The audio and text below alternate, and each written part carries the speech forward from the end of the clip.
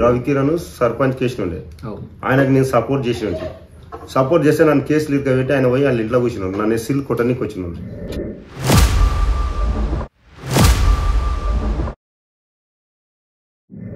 అప్పుడు ఒక ఎస్ఐ తో బెదిరిపించాను, స్టేషన్ కొట్టిపించాను.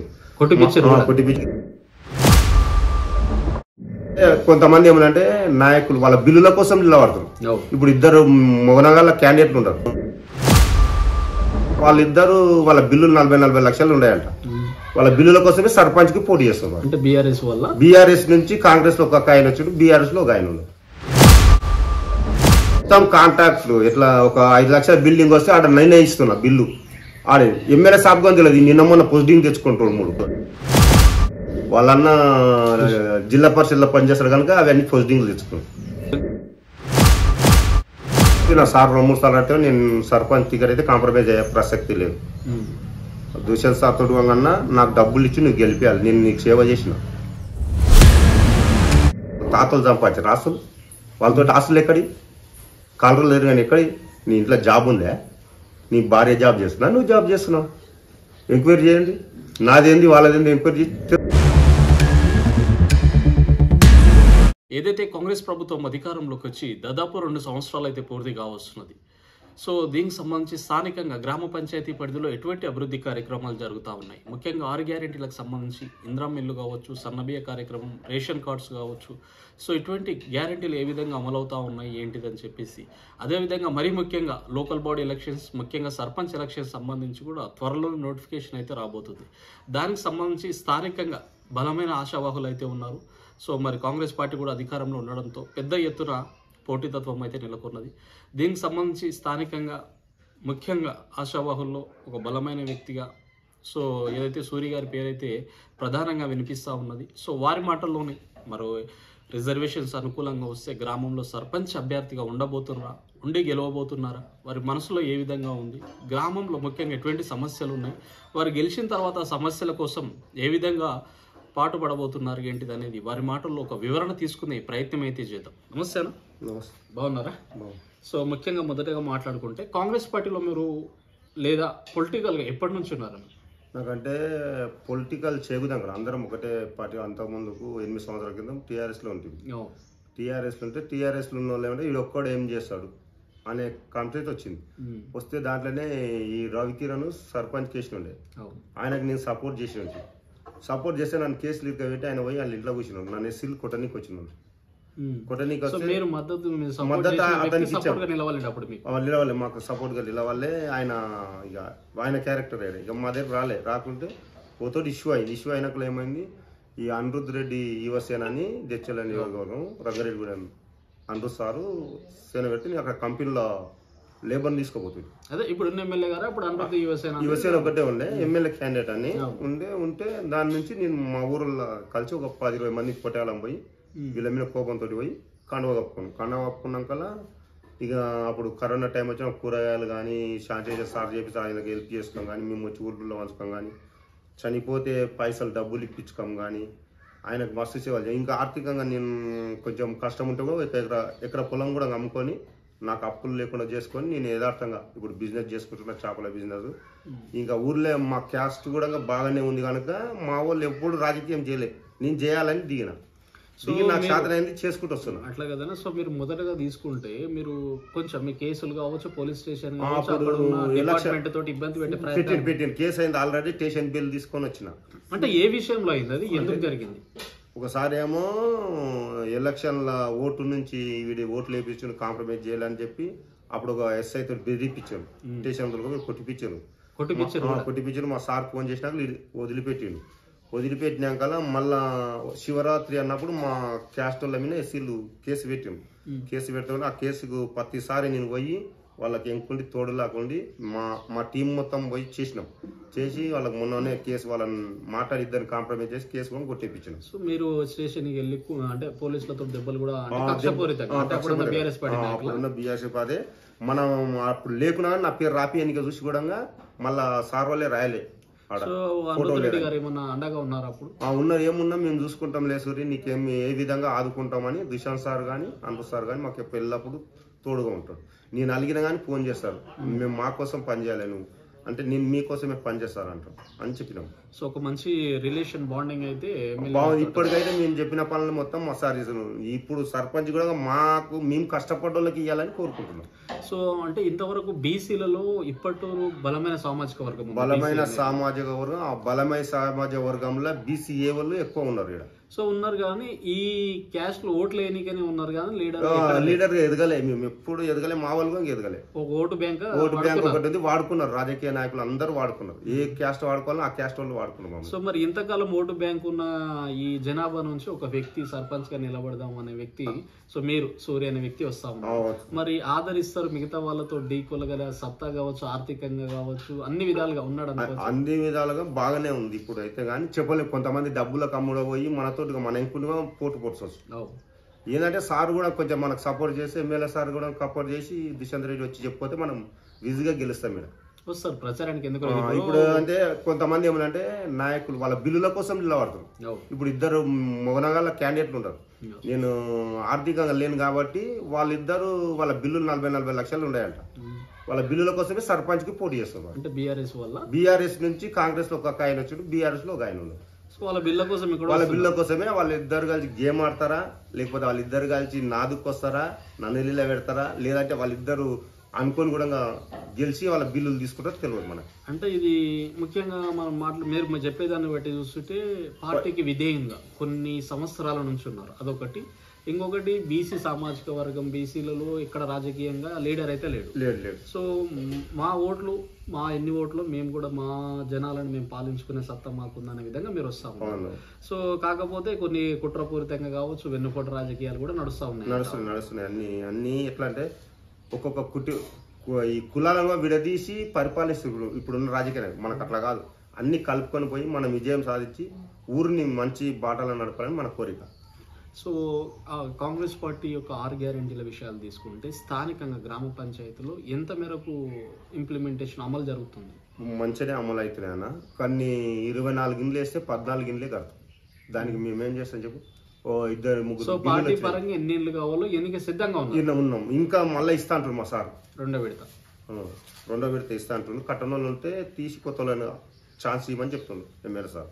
సో ఇంకెట్లా ఉన్నాయి? 10 ఏళ్ల నుంచి రేషన్ కార్డ్స్ రాలే. ఇప్పుడు రేషన్ కార్డులు ఇంత ముందుకు దౌర్జన్యాలు, బెదిరించుకాము వస్తుండే. ఇప్పుడు ఈ కాంగ్రెస్ ప్రభుత్వం అయితే ఏడా బెదిరించుకాలు, దౌర్జన్యాలు లేవు. ఎవరికి ఏమైనా మేము పోతున్నాం, మా సార్ ఉండు మేము పోతున్నాము.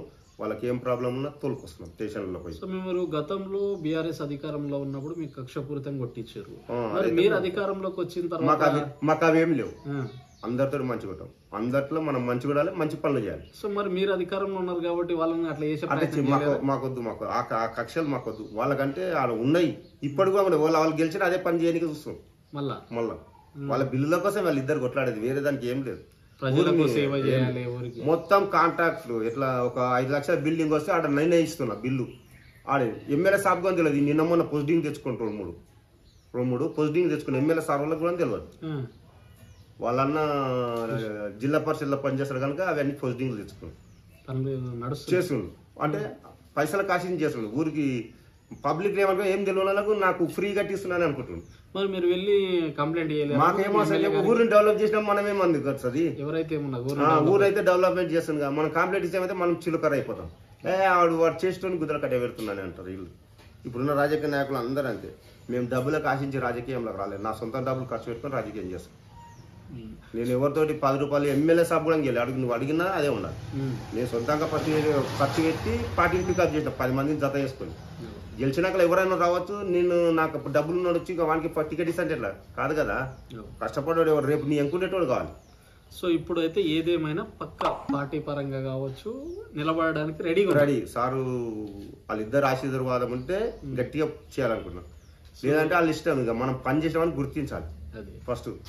మనం నా ఇంకా ఎప్పుడు ఉంటారు రమ్మవాడు అనేది. దీని గురించి డిస్కషన్ ఏమన్నా ఇంతకు ముందు ఆశావాదులు చెప్పిన సార్ 2-3 సార్లు అంటే నేను సర్పంచ్ టికెట్ అయితే కాంప్రమైజ్ అయ్యే ప్రసక్తి లేదు.